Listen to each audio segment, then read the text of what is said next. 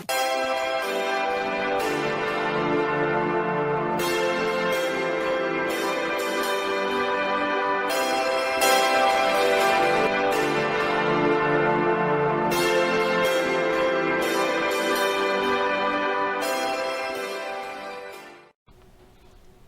very good morning, everyone.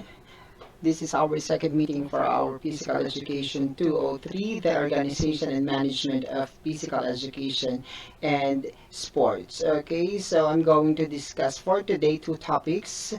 The first one is the activities in the elementary school program, and the second one is the activities in the secondary school program. So for this time, we were going to discuss first the physical activities in the elementary school program.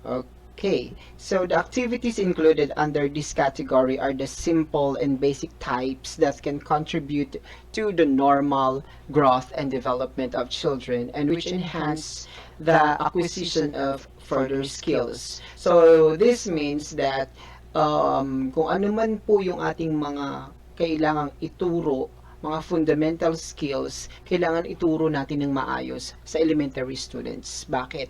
Ito kasi yung magiging foundation ng mga bata. So, kung ano yung mga na-acquired na skills ng bata, ano yung mga na-acquired na learnings ng bata tungkol sa physical education, madadala niya ito hanggang sa kanyang paglaki.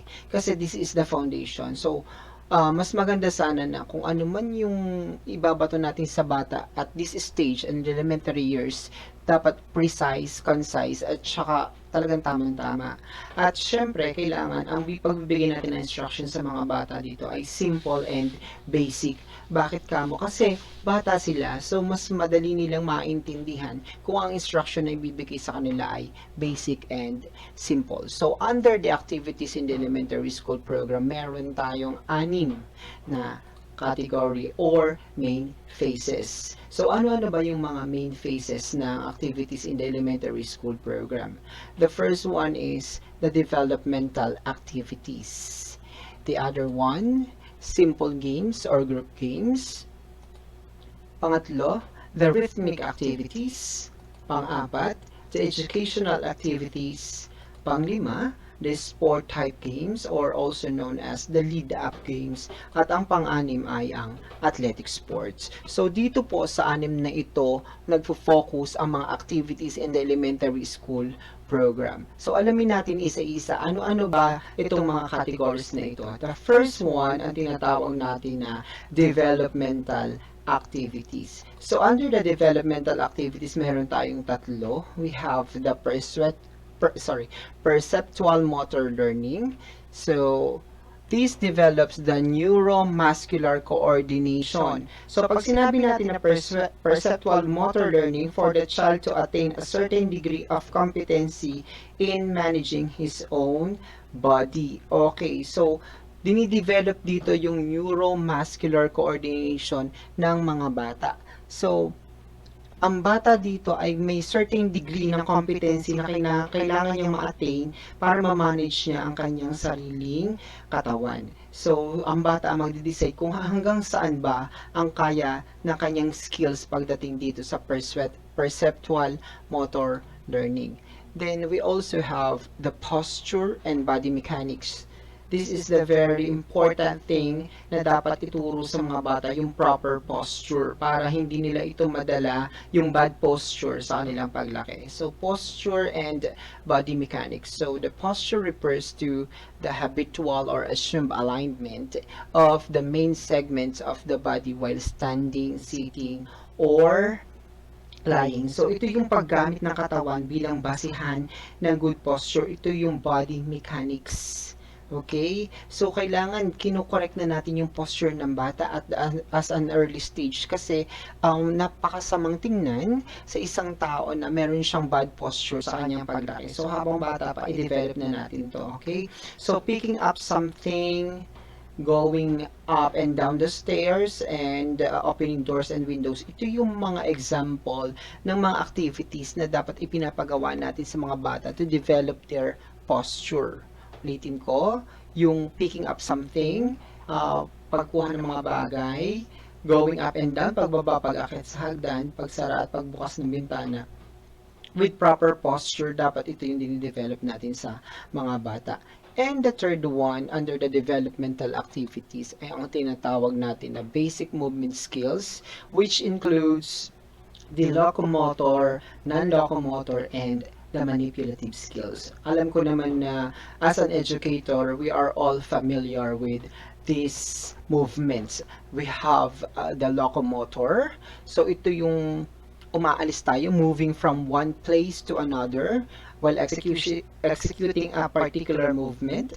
Then we also have the non-locomotor. So static lang yung movement natin, hindi tayo masyadong umaalis sa ating position, pero nagmo-move pa rin tayo. And the manipulative activities in which yung ating katawan ay gumagalaw batay sa idinidikta ng sino man. Okay? So yun yung basic movement skills. We have the locomotor, the non-locomotor, and the manipulative skills. Okay, next. Next category for our activities in the elementary school program ang tinatawag natin na simple games or ang group games. Ano-ano ba yung mga simple games or group games na naaari or pwede sa mga elementary students? Okay, the first one are the story plays. So these are activities wherein young children use their gross bodily movements in their interpretation of a make-believe story or incident in their lives. Kung mapapansin natin kung mapapansin natin teachers, so sa simple games or group games na ito na story plays, magtanong ka sa mga bata, anong nangyari? So ano yung karanasan mo? Ganun. Magkukwento yan. At hindi lang yan basta magkukwento. Sa pagkukwento niyan, so meron siyang mga extra movements, meron siyang mga ginagaya. So kumbaga doon pa lang sa story plays na yon ay meron na tayong mga bodily movements. So ganun magkwento ang mga bata. Okay, gumagalaw sila habang nagkukwento.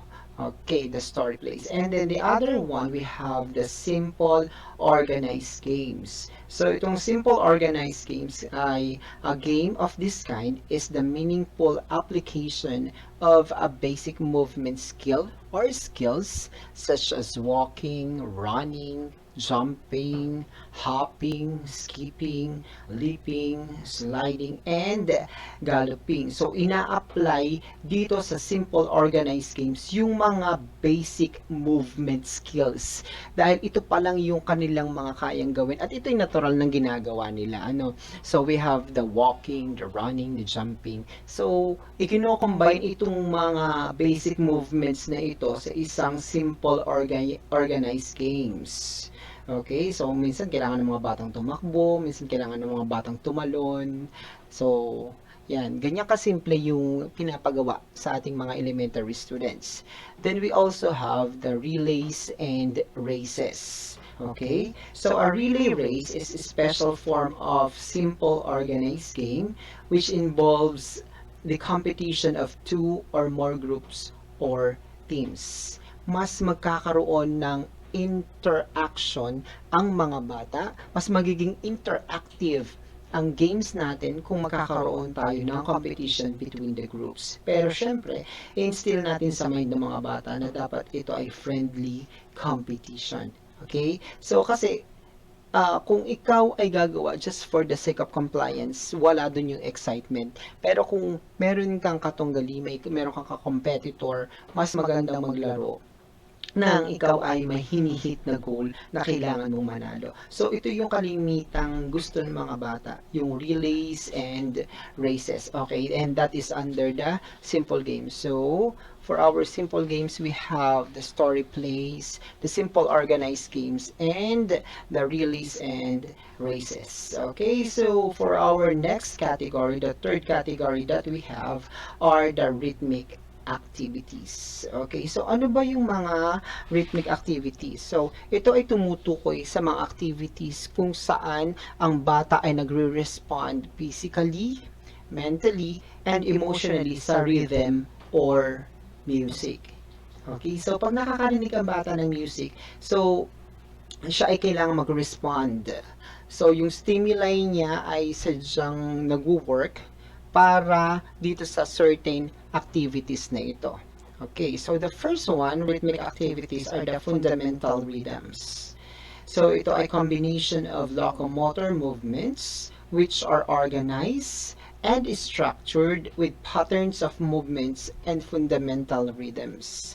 Okay, dito sa rhythmic activities, so combination siya ng locomotor movements, katulad ng sinabi ko kanina yung locomotor is moving from one place to another, which are organized and structured. So, meron siyang sinusundan na particular steps dito sa rhythmic activities or the fundamental rhythms. Then the other one, we have the rhythmic interpretations. Ito ay mga activity kung saan ang mga bata ay mag-i-interpret ng kanyang sariling konsepto ng movements. For example, movement ng hayop or imaginary characters or objects or activities. So, halimbawa may napanood yung bata sa television, so ina-act out nila ito batay sa kanilang perception or sa kanilang nakita. So, that is the rhythmic interpretation. Kalimitan ginagaya nila kung ano yung mga napapanood nila. Okay? And under the rhythmic interpretations, meron tayong dalawang uri ng rhythm. We have the mimetic rhythms. Ito yung purely imitative movements done rhythmically. So, ginagaya ang isang bagay purely imitative movements done rhythmically. And the other one, ang tinatawag natin na dramatized rhythms. So, rhythmically movements done to portray thoughts or ideas in a nursery rhyme, poem song, or story. So, for example, halimbawa sinabi ng teacher na, okay, so, according sa story, napakasad nila. No? Kailangan nilang umiyak. So, ang tendency ng bata for that is malungkot sila at iiyak sila. So, ganun yung tinatawag natin na rhythmic activities once na ang teacher ay nagsabi ng story o kaya may nursery rhyme, katulad ng if you're happy and you know it, clap your hands, like that. So, ang tendency ng bata is masaya siya. Okay? So, kung ano man yung nakalagay doon sa mood na tinatawag natin sa nursery rhyme, home song, or story, yun yung ini-imitate ng bata batay sa sinasabi ng teachers, and that is under the rhythmic interpretations. So, ano pa kaya aside from fundamental rhythms and the rhythmic interpretations, meron pa tayong additional 3 rhythmic activities. And the other one, the number 3 rhythmic activities, ang tinatawag natin na singing games. Okay? So, when an activity has both a song and game elements in it, it is called a singing game. Yung akala nila sila ay nagkakantahan lang, not knowing na sila ay naglalaro na din. Okay? O kaya naman ay habang sila ay naglalaro, sila ay kumakanta. Okay, so yan ang tinatawag natin na singing games under the rhythmic activity. So an activity has both a song and game elements in it. At ang tawag doon ay singing games. So the fourth one, ang tinatawag natin na folk dances. Okay, so we are all very much familiar with the folk dances as an educator. And these are the traditional dances that express the thoughts, ideas, and feelings of a group of people. We all know na ang folk dance ay ito yung nag-i-interpret ng isang pangyayari, ng isang lugar. Okay? For example, yung tinikling, kung maaalala natin, ang tinikling ay galing sa salitang tikling na ito ay yung uri ng ibon na sumasayaw habang pumatake yung kawayan, tapos sumasayaw yung ibon, tumatalon-talon sila dun sa kawayan. So, batay doon sa nakitang yun ng mga tao, so, ang tendency, ginaya nila yung movement ng ibong tikling. Kaya ito ay naging isang traditional dance or folk dance nating mga Filipino. So, these are the traditional that express the thoughts, ideas, and feelings of group of people. Okay, kaya meron tayong iba't ibang uri ng mga folk dance. Pero dito sa elementary, sa folk dances, kailangan basic steps muna yung ituturo natin sa mga bata. Kailangan dito magmumula kung ano ba yung mga basic steps na ginagamit sa pagsasayaw ng folk. At ang tamang pagtuturo ng folk dance ay mayroong simpleng steps lamang. Huwag masyadong complicated yung gagamitin natin. Kaya kalimitan, yung mga familiar na folk dance natin, such as polka sanayon, at saka, ano ba, karinyosa, dito siya itinuturo sa elementary. Okay. Then we also have the other dance forms. So this includes dance mixers, such as jazz, modern dance, and the social and ballroom dancing. Okay, so other dance forms aside from folk dance. So syempre hindi rin naman lagi na lang folk dance ay tuturo natin sa mga bata. So kailangan meron ding mga jazz, modern dance, yan ang pinakagusto ng mga bata ngayon, most especially pag may nauusong music. So patutugtugin lang yan ni teacher, then sasaliw na ng steps ang mga bata sa modern dance na yan. So yan yung mga rhythmic activities na mayroon sa elementary. So, ano-ano nga ulit yung ating mga activities na yon? So, the first one na activity natin ay ang fundamental rhythms. The other one is the rhythmic interpretations, such as the mimetic rhythms and the dramatized rhythms. Sa pangatlo po ay ang singing games. Pang-apat ay folk dances. At ang panglima ay ang ating other dance forms. So, yan po ang pangatlo sa category ng ating activities in the elementary school program. Yan po ang ating rhythmic activities. Okay. Then, pang-apat sa ating mga categories ang tinatawag natin na educational gymnastics. So, sa elementary, nagkakaroon pa rin tayo ng gymnastics. So, ano ba yung gymnastics? This is a systematic body exercises or feats of performance which are based on scientific principles. Pag sinabi nating feats, ito yung kakayahan or endurance ng bata sa isang performance. Bakit kailangan may feats dito? Kasi hindi naman basta-basta kailangan ituro hindi basta-basta itinuturo ang gymnastics. So, itinuturo ito batay sa kakayahan ng bata at how long they can endure the flexibility. Kasi nangangailangan ang gymnastics ng flexibility. Okay. So, the first under the educational gymnastics ay ang tinatawag natin na self-testing activities. Okay. Self-testing para malaman natin sa sarili natin ano ba yung mga activities na kaya nating gawin na naaakma sa ating kakayahan. So these are activities or feats of performance wherein an individual can test his ability to perform a different activity. You're going to test your own activity kung kaya mo bang gawin yung mga mahihirap na activity. Kung hindi mo kaya, wag pipilitin. So kung hanggang doon lang yung kaya ng katawan, then be it. Wag pilitin kung hindi kaya. So although meron tayong minsan mga tina-target na mga halimbawa ito yung target natin, so wag nating pipilitin yung mga bata na ma-hit yung target. Kung talagang hindi nila kaya, be it. Yun na yun. Okay? Pero as we go along, bago magtapos yung taon, kailangan kung talagang yun ang target natin at alam natin na yun ay akma sa bata, gagawa tayo ng paraan kung paano gagawin ng bata yung mga bagay na yun, mahit nila at the end of school year. Pero that is gradually developing. Hindi pwedeng sa isang bigla ay yun na kaagad yung mahit nila. So, as we go along, unti-unti, madidevelop natin yung bata. Okay, so the first one under the gymnastics or the self-testing activities, ang tinatawag natin na stunts. Meron tayong iba't ibang uri ng stunts, okay? So, we have the individual stunts, okay? Ang example na individual stunts nito ay ang duck walk, dog run, crab walk, and the coffee grinder. Kung mapapansin niyo dun sa logo ko dito, sa stunts na to, yan. So, ang nandyan po ay ang coffee grinder. At pag sinabi natin na individual stunt, ito ay ginagawa ng iisang tao lamang. Kaya mo tong gawin by yourself. Okay?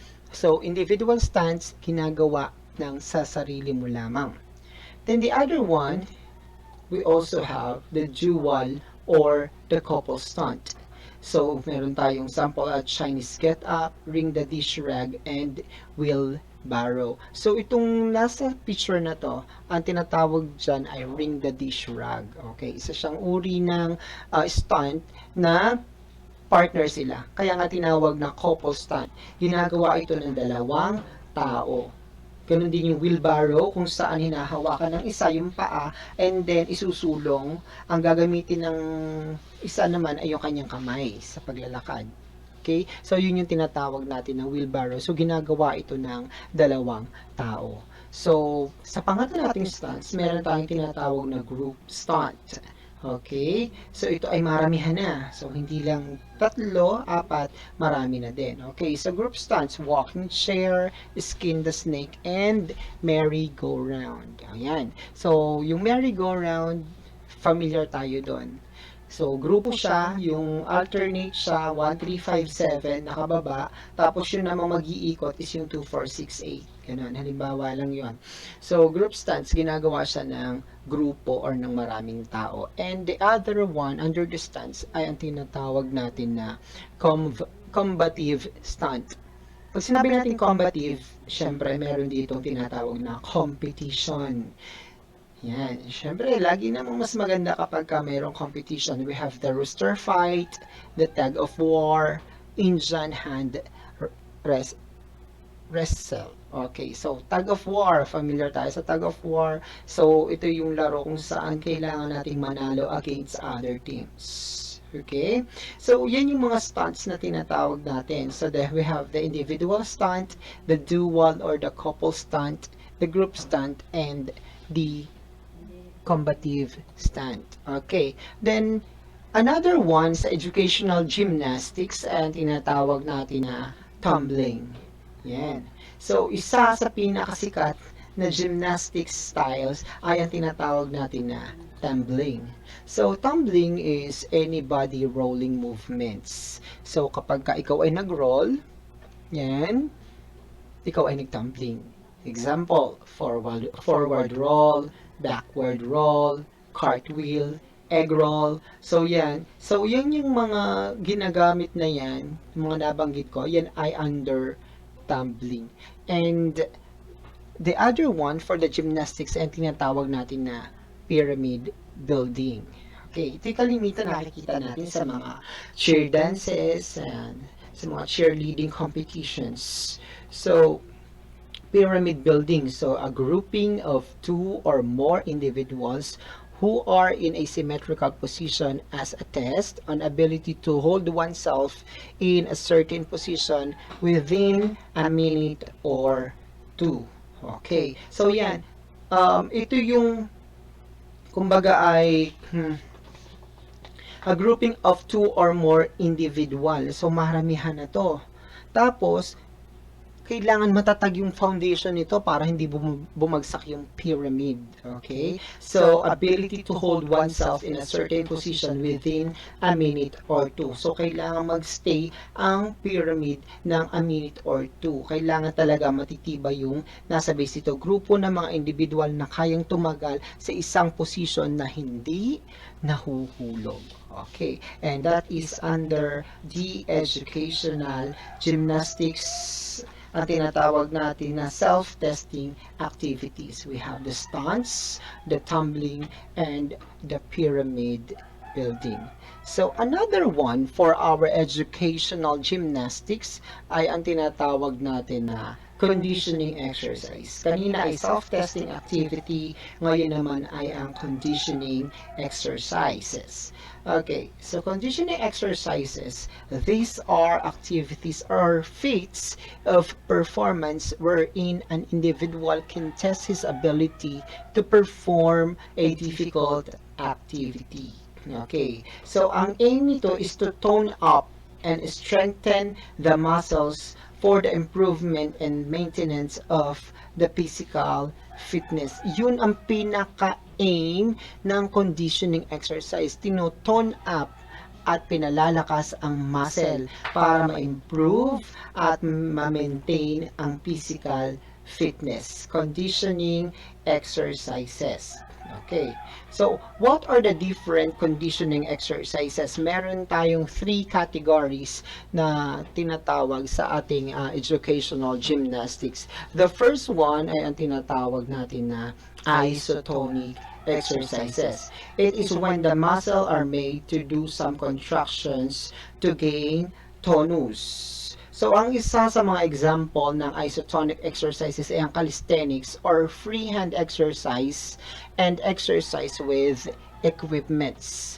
So, ano ba yung mas magandang example nito? Squats. So, kapag ka ikaw ay nag-i-squats, this involves straining of the muscle while moving joints and applying weights. Okay, so yan, nag-i-squat tayo, nag-move tayo. So, yan ang isotonic exercise when the muscle are made to do some contractions to gain tonus.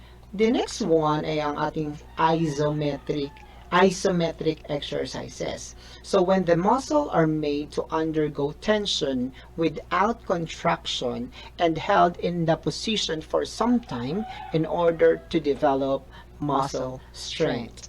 Yan. So, yung pinaka-keyword sa isometric na yan is held in a position for some time. Static. You are not moving. For example, plank. Yung basic plank na tinatawag natin. So, these don't require you to move and bend any joints. Naka-steady ka lang. Pero, na-exercise ka at natutone yung iyong muscle dyan. So, nagkakaroon siya ng tension without contraction. So, yan ang tinatawag natin na isometric exercise. And the last one, under the conditioning exercise, ang tinatawag natin na aerobic exercises. It is when very vigorous movements are performed, such as brisk walking, jogging, running, skipping, and the like, and the body experiences fast breathing so that the muscles of the heart and lungs are exercised. A very vigorous movements. Malaki yung movement dito sa aerobic exercise kasi hindi ka magkakaroon ng magandang exercise kung maliit lang yung movement mo. Hindi ka magkakaroon ng development sa sarili mo kung maliit yung magiging movement mo sa aerobic exercise. So, dapat vigorous ang movement. Malaki ang movement nito. At the same time, ang tendency ng ating katawan ay nakaka-experience tayo ng mabilis na paghinga. Once na nagkakaroon tayo ng aerobic exercise, bumibilis ang tibok ng ating puso. So, ito ay nakakatulong sa ating heart, gayon din sa ating lungs. Okay. And that is for our conditioning exercise. We have the isotonic exercise, the isometric exercise, and the aerobic exercise. Okay. Then we also have under the educational gymnastics, pangatlo, kung kanina ay self-testing activities, ang pangalawa ay conditioning exercise, ang pangatlo natin ay ang tinatawag na apparatus exercises. Okay. So itong apparatus exercises, these are exercises performed with light equipment such as rings, wands, dumbbells, or balls. Also, exercises performed on heavy apparatuses such as balance beams, vaulting horse, trampoline, parallel bars, and among others. Okay. So, yun yung mga gumagamit ng different apparatus, props, and equipments. So, that is under the educational gymnastics, the apparatus exercises. Okay, so I think that's all for our educational gymnastics, and we will now proceed to our fifth main category of the activities in the elementary school program. At ang panglima natin ay ang sports game. Siyempre, hindi ito mawawala at ito yung pinaka-inaabangan ng ating mga estudyante. Lagi, sports game. Okay. So, ano ba yung sports games na tinatawag? So, sometimes called lead-up game or games of high organization. Pag sinabi nating high organization, meron tayong mga simplified rules and regulations na sinusunod. So, hindi lang ito basta maglalaro ka, na ikaw yung gagawa ng sarili mong rule, or bata na bahalang gumawa ng rule. No. Itong sports game na ito, meron tayong sinusunod na mga rules sa paglalaro na kalimitan ito ay dapat itinuturo ng maayos sa mga elementary students. Kasi kalalakihan na nila to. So kapag tinuruan natin sila ng maling rules and regulations tungkol sa isang sports, so lalaki sila na yun yung matututunan nila yung mali. So habang bata pa lang dapat alam na nila kung ano yung tama, what are the fundamental skills na kailangang gawin or rules and regulations sa isang particular na sports. Okay, ano pa kaya? So these have more complicated rules than the group games played in a lower elementary level. Sabi ko sa inyo kanina, complicated na yung rules nito. Kung kanina ay bara-bara yung mga rules or basta-basta lang yung mga rules na ginagamit. So this one, meron talaga tayong sinusunod na mga rules. So hindi tayo pwedeng mag-deviate kung ano talaga yung rules na kailangang sundin. Okay, they involve the skills used or needed in particular sports. So, involve the skills. So, kailangan talaga kung anong skills yun talaga yung gagawin. Kung dribbling halimbawa, spiking, like that. Okay, so example, volleyball type games. Yan, so ano yung dinidrill doon? So, spiking, like blocking, softball type games, catching, throwing, basketball types, dribbling, passing, soccer types, kicking, yung mga ganun. Okay, so ito yung iba't ibang uri ng sports games. Okay, and those are the activities in the secondary school program. And for our sixth main category ay ang tinatawag natin na athletic sports. Okay? So, ano yung mga athletic sports? These refer to traditional games and sports which are highly organized.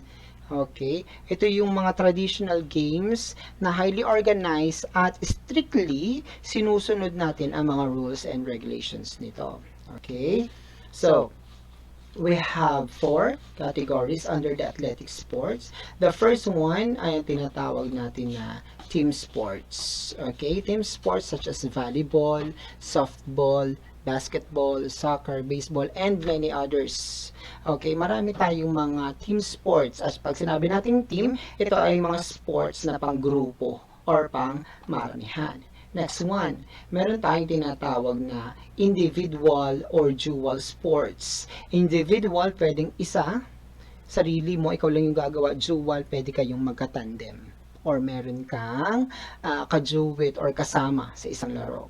Okay, so those are badminton, syempre may kalaban ka dyan, table tennis, bowling, lawn tennis, archery, and others. Okay, so those are the individual dual sports. Then we also have the track and field.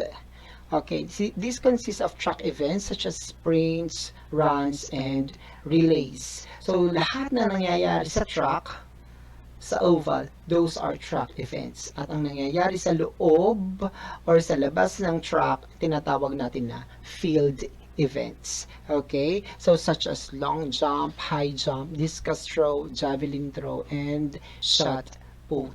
Okay? So, ito yung combination ng throwing, yan, yung long jump, high jump. So, yun ay under ng field events. The track and field events. At ang ating pang-apat sa ating athletic sports ay ang tinatawag natin na swimming. Okay, this is optional. Siyempre, hindi naman lahat ng school ay kayang mag-provide ng swimming pool o kaya naman ay napakahirap ituro ng swimming. Kaya ito po ay optional kasi pag hindi tayo sanay na magturo ng ganito, baka magkasya ng accident. Okay? So, it is optional and may be included in the program of schools which have swimming pools. Kung ang school natin ay mayroong swimming pools, pwede tayong mag-offer ng swimming. Pero kung wala naman, so pwedeng wala na ito. Pwedeng mag-focus na lang tayo sa individual dual sports and sa team sports. Okay? So, those are the activities for the elementary school program. Okay, so that concludes our activities in the elementary schools program. So to recap those activities, meron tayong tinatawag na developmental activities. This is the first activity. Then we have the simple games or group games. Number 3, we have the rhythmic activities. Number 4, the educational gymnastics. Number 5, the sports types games or the lead-up games. And the number 6 are the athletic sports. So, yun yung mga 6 na categories under the elementary schools program. So, at this juncture, we will now proceed to the activities in the secondary school program. So, physical education, isa ito sa mga subject component ng Youth Development Training or ng YDT sa secondary school curriculum, no? So, activities in the secondary school program, ito yung mga pagpapatuloy ng mga gawain sa elementary grades. Inaasahan na ang mga bata ay na-master na or naging familiar na sa mga basic skills at na-develop na ang special skills na kailangan sa kanyang physical fitness. Katulad ng lagi kong binabanggit, sa elementary, itinuturo yung mga fundamental basic skills and a particular component sa physical education. So, dito naman sa secondary school program or sa activities dito ay itutuloy lamang natin at i-develop lamang natin. Dapat na master na ng bata kung ano yung mga acquired skills niya nung siya ay nasa elementary pa lamang. So, what are the activities in the secondary school program? Meron tayong tinatawag na 4 general categories. And the first one for the activity, ang tinatawag natin na physical fitness and conditioning exercises. We were going to discuss that later on. The other one, ang tinatawag natin na gymnastics. Okay? Ang pangatlo rather ay ang dance at ang pang-apat natin ay ang games and sports. Kung mapapansin natin, hindi halos nagkakalayo yung mga skills or activities na tinuturo sa elementary compared to secondary. The only thing is, dinidevelop siya. So, kung baga, sabi ko kanina, yung sa elementary, basic yung itinuturo. Ngayon, sa secondary, itutuloy. I-develop pa. Okay? At dito itinitest kung ano ba talaga yung natutunan ng bata nung siya'y nasa elementary years pa lamang or elementary grade. Okay, so first category ng activities in the secondary school program ay ang tinatawag natin na physical fitness. Okay? So physical fitness, this is conducted at the beginning of the school year in order for the students to identify their strengths and weaknesses. Mapapansin yan, alam natin yan as an educator. So, ang kauna-unahan lagi nating tinatopic ay ang physical fitness. At ang isa sa pinakakauna-unahan nating kinukuha dyan ay ang body composition, which includes the height, the weight, and the BMI or the body mass index. Doon pa lamang malalaman na natin kung anong uri ng katawan mayroon ang ating mga estudyante. Okay, saan ba siya kulang? Kulang ba siya sa height? Kulang ba siya sa weight? Saan ba siya labis? Labis ba siya sa height? Labis ba siya sa weight? Or normal ba siya? So, dyan, kinukuha na natin kaagad pa lamang sa beginning of the school year to assess the strengths and weaknesses of our students. Okay? And of course, kung kaya ba ng mga batang gawin yung mga bagay-bagay under the physical fitness test. So, such as sit and reach, basic plank, zipper test, marami pang mga physical fitness test ang ginagawa diyan. Okay? Then we also have the results will be used by the physical education teachers, katulad natin, in selection of activities as well as teaching strategies. Pag na-conduct na natin yung physical fitness test at the beginning of the school year, i-assess natin ang mga bata. Ano yung kailangan niya? Ano yung malakas siya? ano yung mahina siya. So, doon tayo gagawa ng mga activities na naaayon sa kakayahan ng ating mga estudyante as well as teaching strategy. Kasi pag nalaman na natin, ano ba yung kailangan ng estudyante ko? Saan mahina ang estudyante ko? So, magkakaroon tayo ng strategy. Magfo-formulate tayo ng strategy kung paano natin mapapalakas ang ating estudyante at maaalis yung kanyang mga kahinaan. Okay. Then we also have administered again at the end of school year in order to find out any improvements gained. Siyempre, kung meron tayong pre-test, meron tayong post-test. So, nagbigay tayo at the beginning of school year, magkakandak ulit tayo ng physical fitness test bago mag-end ang school year para malaman natin kung nagkaroon ba ng development doon sa skills ng bata.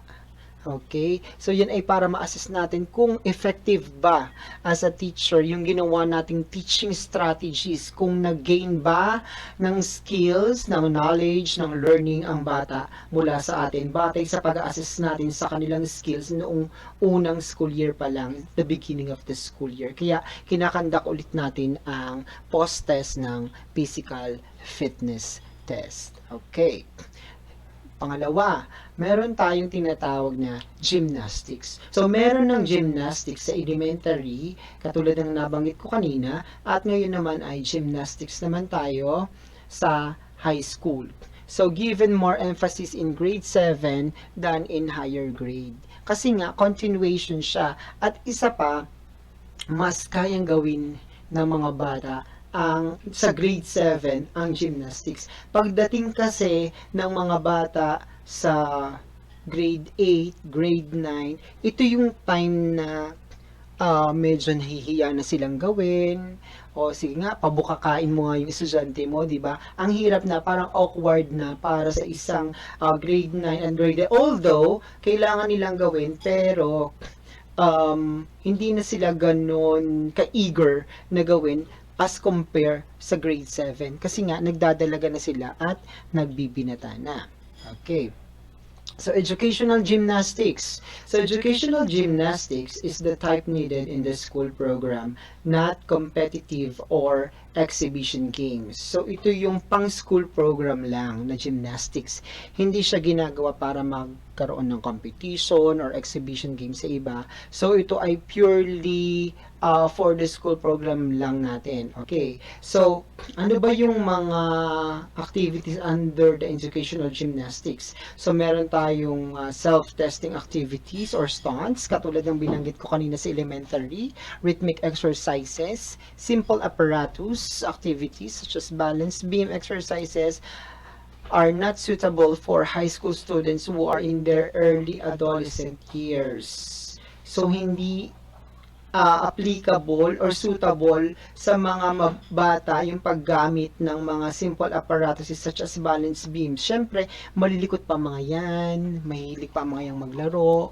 They are not yet serious enough to handle this kind of gymnastics. Kaya hindi nababagay para sa mga grade 7 students na gumamit ng ganitong mga apparatus. Pero, ito ay applicable sa mga grades 9 and 10. Okay?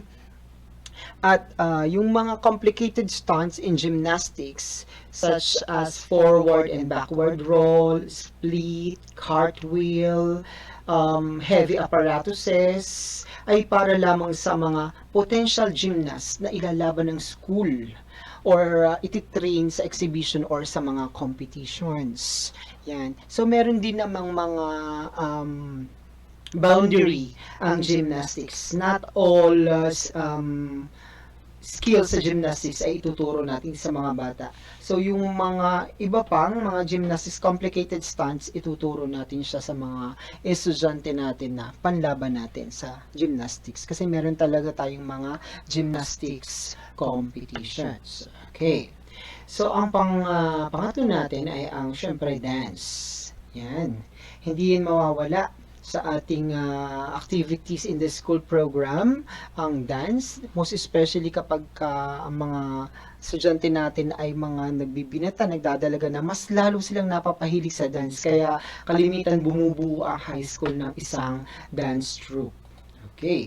So, extension of the rhythmic activities in the elementary curriculum. Katulad ng binanggit ko kanina, ito ay ang pagpapatuloy lamang ng mga natutunan ng mga bata sa elementary. Extension of rhythmic activities in the elementary curriculum. Okay. So, adolescents may now be taught more of folk dances. Katulad kanina, binanggit ko yung folk dance. Ngayon, folk dances naman, but this time both native and foreign folk dances. At mas complicated na yung mga ginagamit natin ng mga steps. Kumbaga pang high level na itong mga folk dances na ituturo natin sa ating mga bata sa grades 7, 8, 9, and 10. Okay, we also have modern dance. Yan, ako, gustong-gusto yan ng mga bata natin ngayon. Mga modern dance, mga sikat na mga tugtugin o mga sayawin. Then we also have the jazz dance, mga jazz. And we also have the social and ballroom dancing. Okay. So, yan yung apat na uri ng dances under sa activities na ini-implement sa ating secondary school program. So, the folk dance, the modern dance, the jazz dance, and the social dancing. And the last one, ang tinatawag natin na sports.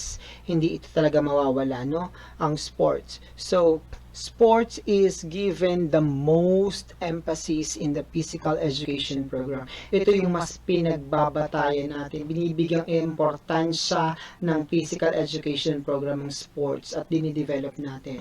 Diba? Meron tayong mga hinahandle. As an educator, meron tayong mga hinahandle na sports. Meron diyang badminton, merong volleyball, meron din tayong basketball, yan. So, yung mga iba't ibang uri ng sports ay binibigyan natin ng mas kaukulang prioridad during the high school years. Okay. So the fundamental skills included in a specific sport should be first learned and practiced or mastered before a student gets into real sports. So ano yung una? So fundamental skills muna, i-learn, ipa-practice, i-master bago ang bata gets into the real sport. Okay, yun muna yung una, mga basic, pag-aaral muna, i-review yung mga natutunan ng elementary. Then, kapag ka na-review na ito, naalala na, natutunan na, na-master na, saka ang bata ilalagay into real sports. Okay, so inuunang pag-aralan ang mga fundamental skills bago ito isabak sa tunay na laro. Lagi naman ganun, fundamental skills muna. Then we also have the lead-up games or the sport type games and also enjoyable activities wherein the grade 7 and grade 8 students may participate as they practice or refine the skills required in the real games. So the foundation ng basic skills. So wherein yung grade 7 at grade 8 students ang magpa-participate. Tapos, pagdating nila ng grade 9, grade 10, saka sila isasabak. Ganun lagi. So, kalimitan, yung mga 7, 8, reserve natin yan. Okay? Then, pero tinitrain na rin natin. Pero pag may nakita tayo na potential talaga sa bata, kahit 7 or 8, isinasabak na natin. Okay? So, yan. So, kumbaga, sa 7 and 8, ito yung refined skills ang dinidevelop natin sa mga bata sa sports. So, ano ba yung mga iba't ibang uri ng sports na itinuturo natin sa ating mga bata or mga activities na meron sa secondary school program? So, the first one, yan, volleyball. Second one, from its logo, basketball. The other one, this one, softball. Then we have soccer, badminton, table tennis, lawn tennis, sepak takraw, archery, martial arts, track and field, and swimming. So, ito yung mga iba't ibang uri ng sports na itinuturo sa secondary school program. Okay? So, I think ayan. So, games and sports are broken down into more specific learning units. Yan yun. Yan yung mga games and sports na itinuturo. Okay? So, I think that's so much for now.